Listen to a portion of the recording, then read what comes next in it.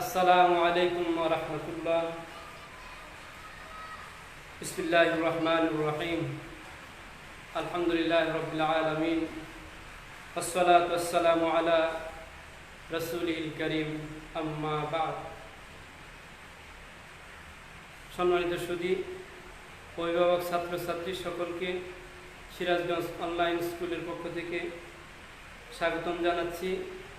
আমি মোহাম্মদ আবু বকর সিদ্দিক, প্রভাষক আরবি, ইসলামনগর দারুস সুন্নাত ফাজিল মাদ্রাসা, কামারখান, সিরাজগঞ্জ থেকে। আশা করি সকল ছাত্রছাত্রী তোমরা অনলাইন ক্লাসের জন্য প্রস্তুত হয়েছ। আমি আজকে বাংলাদেশ মাদ্রাসা শিক্ষা বোর্ডের সিলেবাসের আলিম তথা একাদশ দ্বাদশ শ্রেণীর আল হাদিস এর ক্লাস নিব।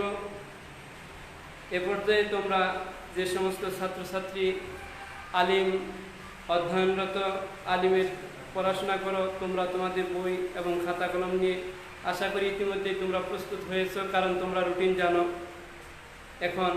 এখনই আমরা ক্লাস শুরু করব। আমরা আজকে ক্লাসের শিরোনাম তথা আজকে যে বিষয়ে পাঠদান করা হবে, গতকালকের ক্লাসের পরবর্তী ধারাবাহিকতায় আজকে আমরা কিতাবুল ঈমান মিশকাতুল মাসাবিহ এর 2 নং হাদিস থেকে আলোচনা করব ইনশাআল্লাহ।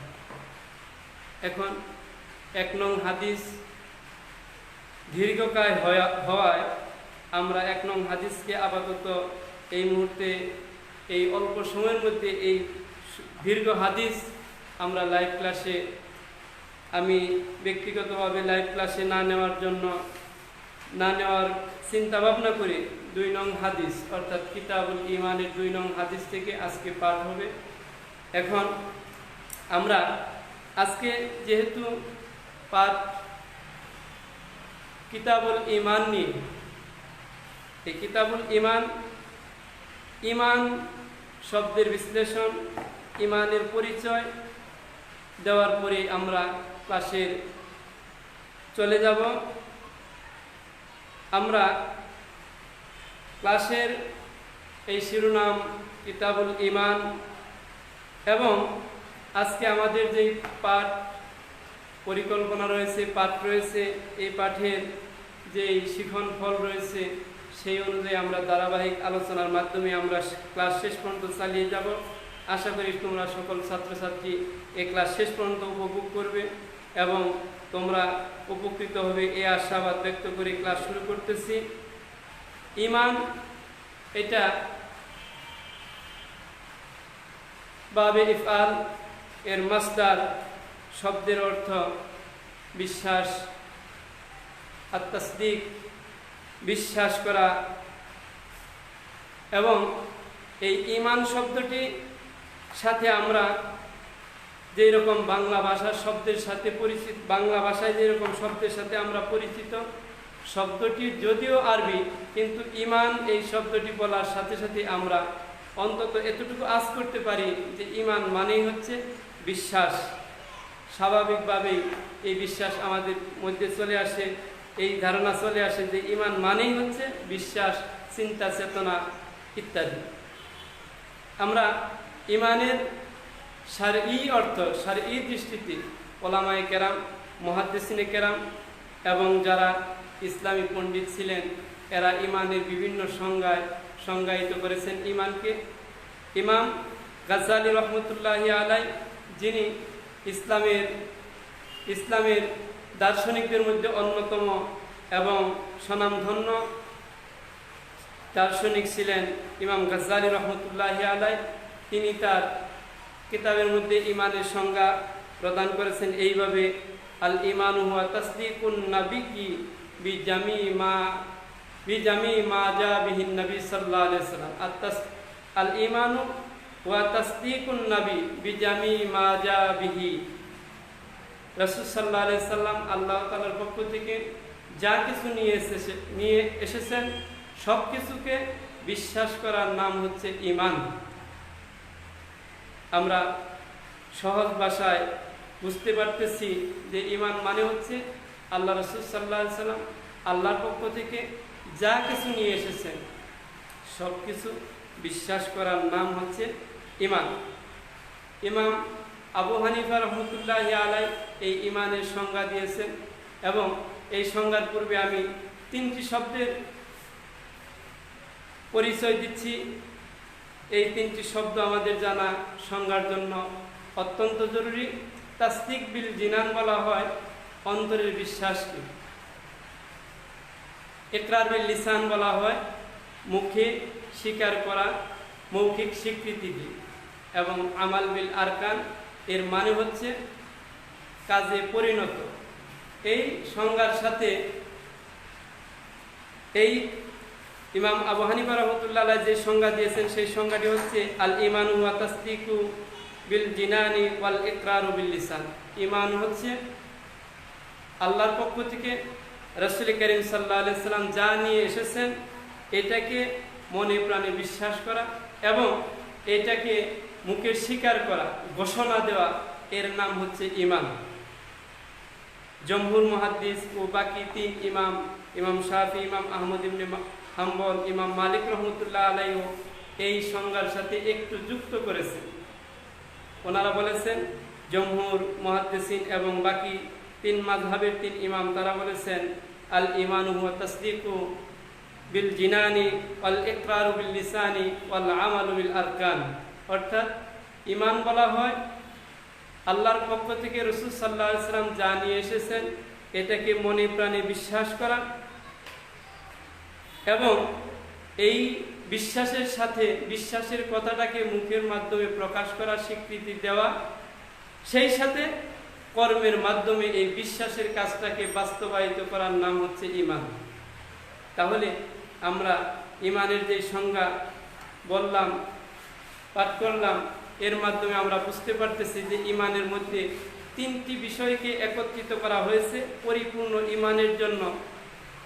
একটি হচ্ছে অন্তরের বিশ্বাস, দ্বিতীয়টি হচ্ছে মৌখিক স্বীকৃতি এবং তৃতীয়টি হচ্ছে কাজের মাধ্যমে বাস্তবায়ন। অর্থাৎ আল্লাহ তাআলা রাসূল সাল্লাল্লাহু আলাইহি সাল্লামের প্রতি যেই শরীয়ত অবতীর্ণ করেছেন, রাসূল সাল্লাল্লাহু আলাইহি সাল্লাম আল্লাহর পক্ষ থেকে যে বিধান নিয়ে এসেছেন সমস্ত বিধানাবলী বিশ্বাস করা, মৌখিকভাবে এটাকে স্বীকার করা, ঘোষণা করা এবং সেই সাথে আমল তথা কর্মের মাধ্যমে এই ঈমানের প্রমাণ দেওয়ার নাম, এই দাবির পক্ষে প্রমাণ দেওয়ার নামই হচ্ছে ঈমান। অতএব আমরা ঈমানের সংজ্ঞা বুঝতে পারলাম যে আল্লাহ রাসূল সাল্লাল্লাহু আলাইহি সাল্লামের আনিত জীবন ব্যবস্থাকে বিশ্বাস করা, মৌখিক স্বীকৃতি প্রদান এবং কাজের মাধ্যমে বাস্তবায়িত করার নামই হচ্ছে ঈমান। কিতাবুল ঈমান, এই কিতাবুল ঈমান থেকে আমরা যেই হাদিসটি পাঠ করব সেটি হচ্ছে এখন আমরা হাদিসটি তিলাওয়াত করব। হযরত ইবনে ওমর রাদিয়াল্লাহু তাআলা আনহু থেকে এই হাদিসটি বর্ণিত। হযরত ইবনে ওমর রাদিয়াল্লাহু তাআলা আনহু তিনি বলতেছেন, আন ইবনে ওমর রাদিয়াল্লাহু তাআলা আনহু قال قال رسول الله صلى الله عليه وسلم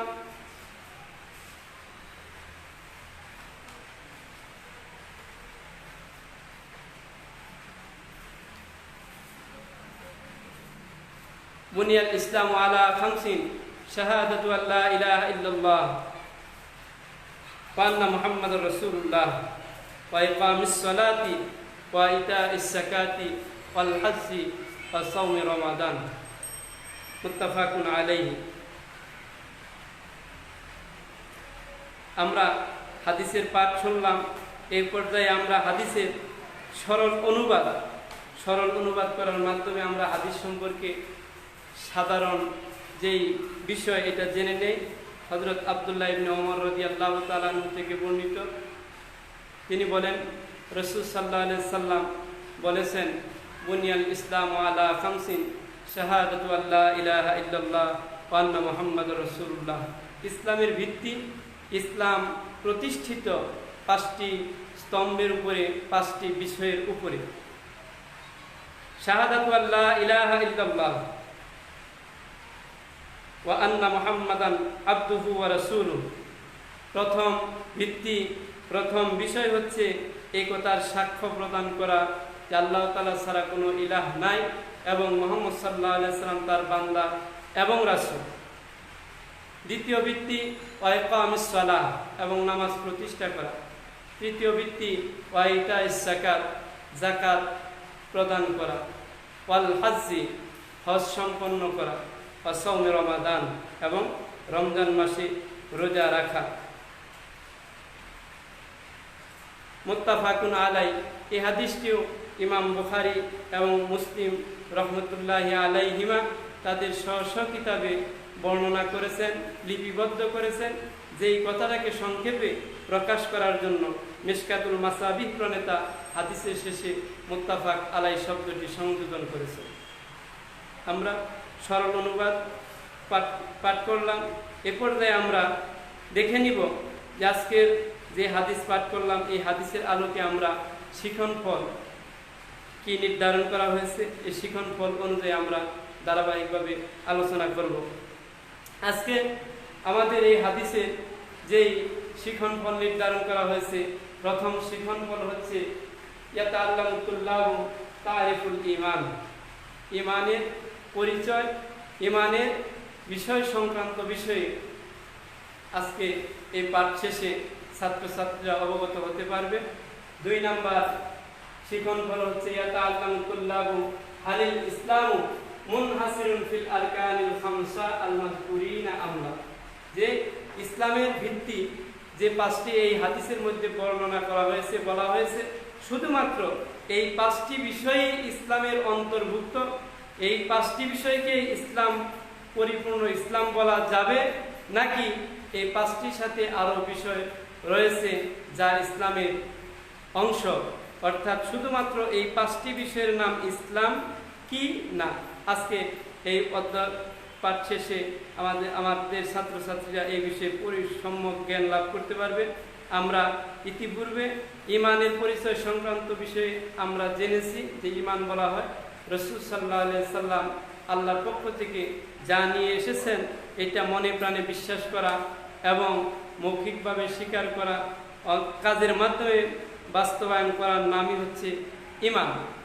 এবং এই যে হাদিসটি রাসূল সাল্লাল্লাহু আলাইহি সাল্লাম বর্ণনা করেছেন, এই হাদিস বর্ণনার সংক্ষিপ্ত ইতিহাস, সংক্ষিপ্ত প্রেক্ষাপট আমরা জেনে নিই। আমরা জানি, আমরা যারা মুসলমানদের ঘরে জন্মগ্রহণ করি, আমরা মুসলমানের সন্তান হিসাবে যারা মুসলমান দাবি করি, আমরা মা বাবার পরিবারের সদস্য হিসাবে আমরা আগের থেকেই জানি মা বাবার আমল, তাদের চিন্তা চেতনা, আকীদা, বিশ্বাস, এগুলার থেকে আমরা ছোটবেলা থেকেই দেখে বুঝতে পারি যে আমার মা বাবা নামাজ পড়তেছে, সকালবেলা কোরআন তিলাওয়াত করতেছে, তারা আল্লাহ তাআলা সকল কাজে আল্লাহ তাআলাকে স্মরণ করতেছে, কাজের শুরুতে বিসমিল্লাহ বলতেছে, শেষে আলহামদুলিল্লাহ তিলাওয়াত করতেছে। এই যাবতীয় বিষয় থেকে আমরা সহজেই অনুমান করতে পারি যে আমার মা বাবার যেই কাজ, এই কাজটা, এই কাজ এর মাধ্যমে আমরা বুঝতে পারি যে আমার ভবিষ্যৎ পরিকল্পনা, ভবিষ্যৎ কাজ কি হবে। অর্থাৎ আমরা স্বাভাবিকভাবে ঈমানের প্রতি আমরা ছোটবেলা থেকে অভ্যস্ত হয়ে পড়ি, মা বাবাকে দেখি, পরিবারের আপনজনদেরকে দেখি। কিন্তু যখন প্রাপ্তবয়স্ক হয়ে যায় একজন মানুষ, যখন প্রাপ্তবয়স্ক হয়ে যায়, প্রাপ্তবয়স্ক হওয়ার পরে তার উপরে শারঈ, আল্লাহ তাআলার পক্ষ থেকে শারঈ কি কি বিধান আরোপিত হয়, এইটা মানুষকে শিক্ষা দেওয়ার জন্যই রাসূল সাল্লাল্লাহু আলাইহি ওয়াসাল্লাম এই হাদিসটি বর্ণনা করেছেন। অপরদিকে যারা অমুসলিম, যারা ইসলাম গ্রহণ করে, ইসলামের আদর্শে অনুপ্রাণিত হয়ে ইসলাম ধর্ম গ্রহণ করে, এই একজন নবমুসলিম অথবা ইসলাম গ্রহণকারী ব্যক্তি তার ইসলাম গ্রহণ করার পরে সর্বপ্রথম কি দায়িত্ব, এইটা শিক্ষা দেওয়ার জন্য রাসূল সাল্লাল্লাহু আলাইহি সাল্লাম এই হাদিসটি বর্ণনা করেছেন। অতএব আমরা সহজেই বুঝতে পারতেছি যে ঈমান, একজন সচেতন ঈমানদার হিসাবে একজন ব্যক্তির কি দায়িত্ব, এইটা বোঝানোর জন্যই রাসূল সাল্লাল্লাহু আলাইহি সাল্লাম এই হাদিসটি বর্ণনা করেছেন। এটাকে আমরা শানি উরুদুল হাদিস, হাদাল হাদিস বলতে পারি। অতএব আমরা বুঝতে পারলাম যে হাদিসটি মুসলমানদের কি দায়িত্ব, মুসলমানদের কি কর্তব্য, এটা বোঝানোর জন্য রাসূল সাল্লাল্লাহু আলাইহি ওয়াসাল্লাম এই হাদিসটি বর্ণনা করেছেন।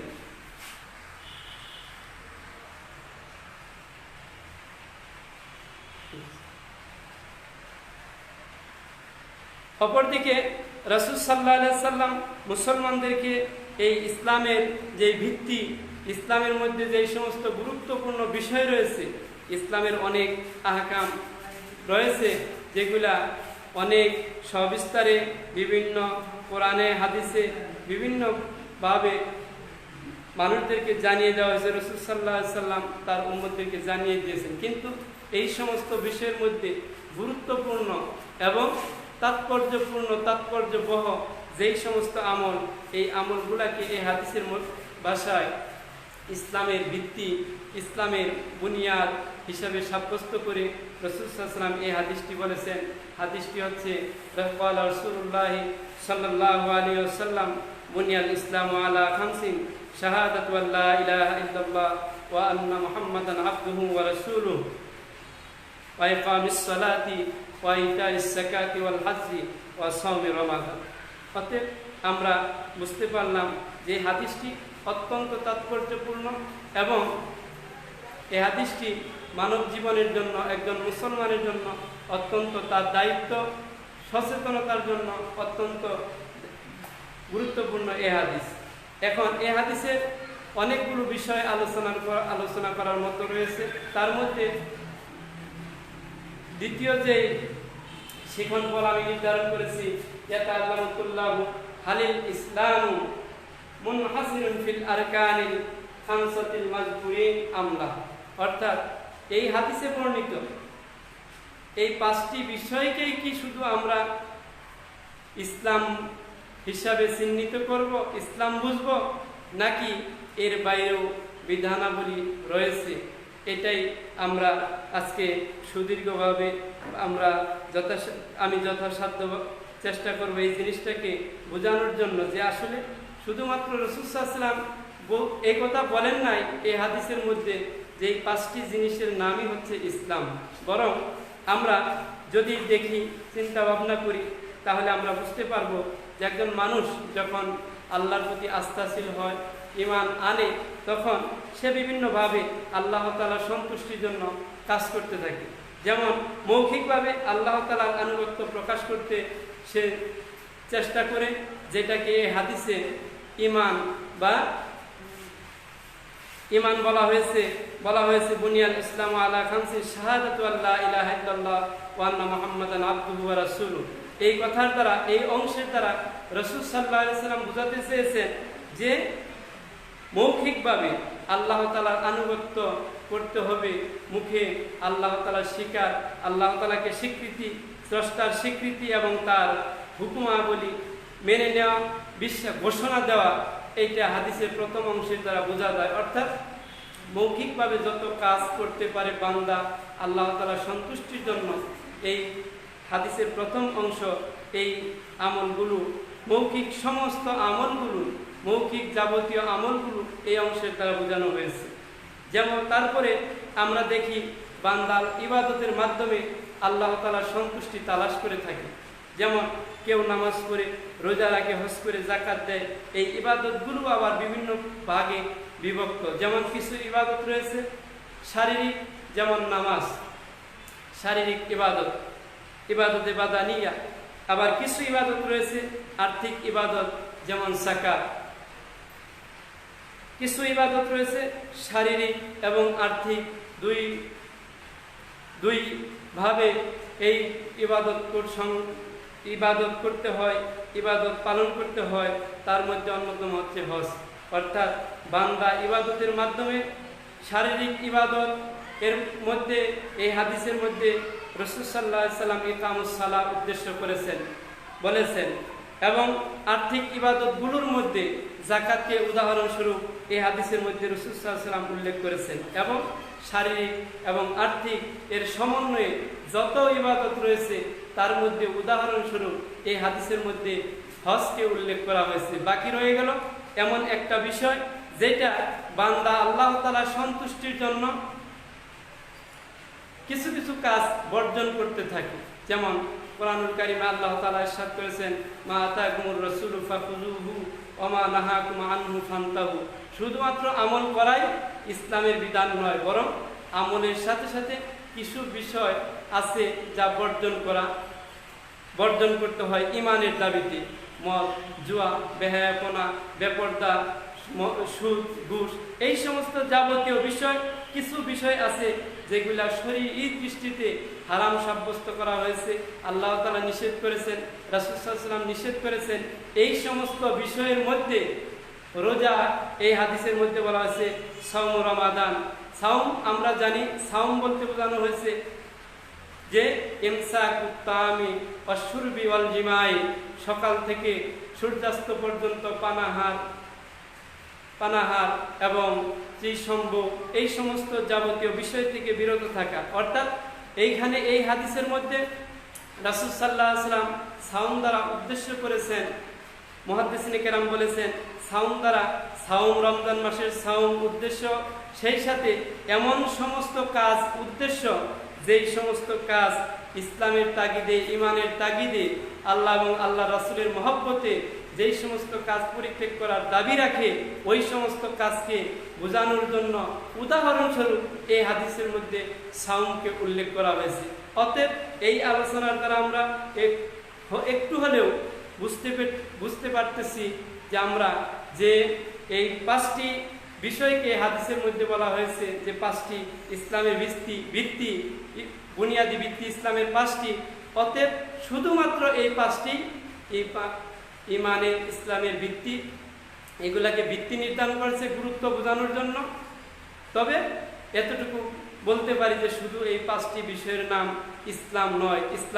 ইসলাম is the complete code of life. ইসলাম হচ্ছে আল্লাহ তাআলা কর্তৃক মনোনীত পরিপূর্ণ জীবন ব্যবস্থা, যা কোরআনুল কারীমে আল্লাহ তাআলা ইরশাদ করেছেন, আল ইয়াউমা আকমালতু লাকুম দীনাকুম ওয়া আতমামতু আলাইকুম নি'মাতি ওয়া রাদিতু লাকুমুল ইসলাম দীনা। বিদায় হজের ভাষণ শেষে রাসূল সাল্লাল্লাহু আলাইহি ওয়াসাল্লামের প্রতি এই আয়াত অবতীর্ণ হয়েছিল।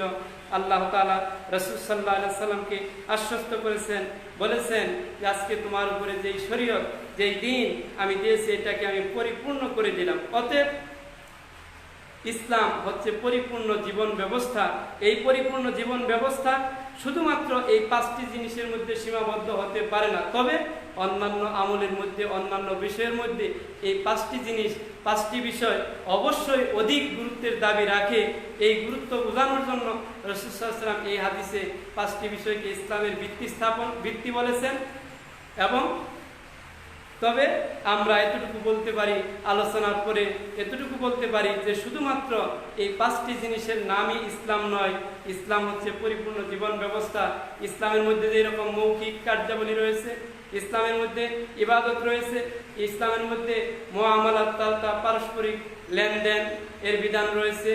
কোন পদ্ধতিতে লেনদেন বৈধ, কোন পদ্ধতিতে বৈধ নয়, কোন পদ্ধতিতে লেনদেন করতে হবে রাসূল সাল্লাল্লাহু আলাইহি ওয়াসাল্লাম করতে বলেছেন।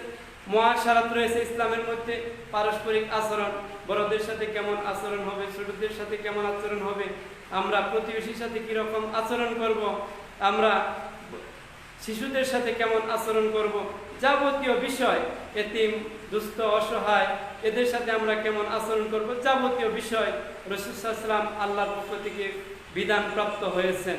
অতএব শুধুমাত্র হাদিসে বর্ণিত এই পাঁচটি বিষয়ের নামই ইসলাম নয়। এটাই আমরা সিদ্ধান্তে আমরা পৌঁছতে পারি যে রাসূল সাল্লাল্লাহু আলাইহি ওয়াসাল্লাম ইসলামের বিভিন্ন আহকামের মধ্যে অধিক গুরুত্বের দাবি রাখে এমন পাঁচটি বিষয়কে এই হাদিসের মধ্যে ইসলামের ভিত্তি বলেছেন। তবে এই 5টি ভিত্তি, এই 5টি বিষয় শুধু ইসলাম নয়, ইসলাম হচ্ছে মানুষের সার্বজনীন জীবনের সকল সমস্যার সমাধান। অতএব সর্বত্রই ইসলামের বিচরণ। এরকম বলা যাবে না যে আমি পারিবারিকভাবে ইসলামের অনুসারী, আর্থিকভাবে আমি ইসলামের অনুসরণ করব না, এরকম বলার কোনো সুযোগ নেই। অতএব ইসলাম যারা আমরা মুসলমান ঈমানের দাবি রাখি, অবশ্যই আমরা ঈমানের দাবিতে আল্লাহ তাআলার সকল বিধান মেনে চলব এবং রাসূল সাল্লাল্লাহু আলাইহি ওয়াসাল্লামের আদর্শ আমাদের জীবনে বাস্তবায়িত করব। এবং সেই সাথে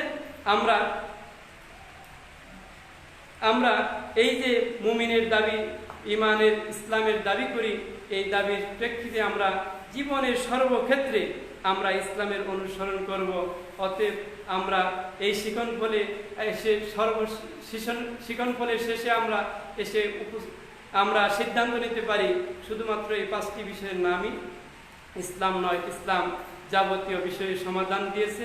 যাবতীয় বিষয়ের ক্ষেত্রে, সকল কর্মের ক্ষেত্রে আমাদের ইসলামের অনুসরণ করতে হবে। সুপ্রিয় ছাত্রছাত্রী, তোমরা অবশ্যই বুঝতে পেরেছ যে আজকের ক্লাসে আমি কি বোঝানোর চেষ্টা করেছি। ইসলামের ভিত্তি 5টি, গুরুত্বপূর্ণ এই 5টি বিধান, সাথে অন্যান্য যত আহকাম রয়েছে আল্লাহ এবং আল্লাহ রাসূলের সন্তুষ্টির জন্য আমাদেরকে মেনে চলতে হবে। আল্লাহ তাআলা কোরআনুল কারিমে ইরশাদ করেছেন, আল্লাহু ওয়া রাসূলুহু আহাক্কু আইয়ুরদুহু, আল্লাহ এবং আল্লাহ রাসূল আমাদের সন্তুষ্টি পাওয়ার অধিক দাবিদার, হকদার। কারণ আল্লাহ তাআলা আমাদের স্রষ্টা এবং রাসূল সাল্লাল্লাহু আলাইহি ওয়াসাল্লাম আমাদেরকে জাহান্নাম থেকে মুক্তির জন্য তিনি আজীবন আমাদের জন্য চিন্তা করেছেন, আমাদেরকে দাওয়াত দিয়ে গেছেন, যেই দাওয়াতের ধারাবাহিকতায় আমরা ইসলাম পেয়েছি।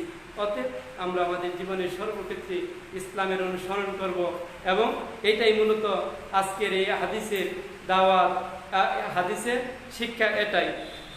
অতএব আমি আমার ক্লাসের শেষ পর্যায়ে এসে পৌঁছেছি এবং আমি সকল ছাত্রছাত্রীদেরকে বলতে চাই, তোমরা আজকের এই যে ক্লাস, এই ক্লাস তোমরা অবশ্যই মনোযোগ দিয়ে শুনেছ।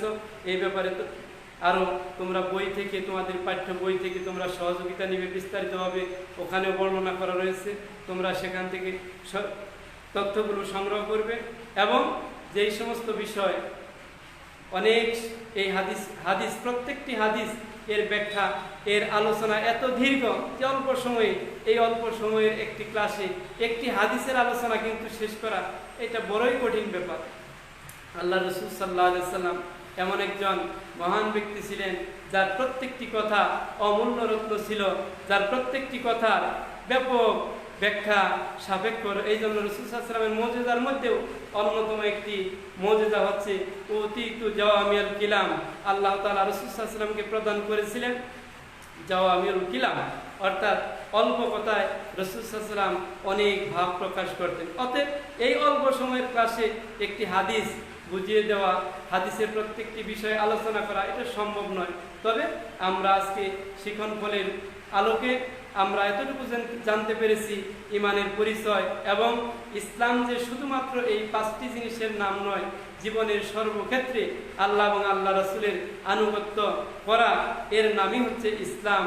এই জন্য আল্লাহ তাআলা আমাদের সকলকে ইসলামের পরিপূর্ণ অনুসরণ করার তৌফিক দান করুন।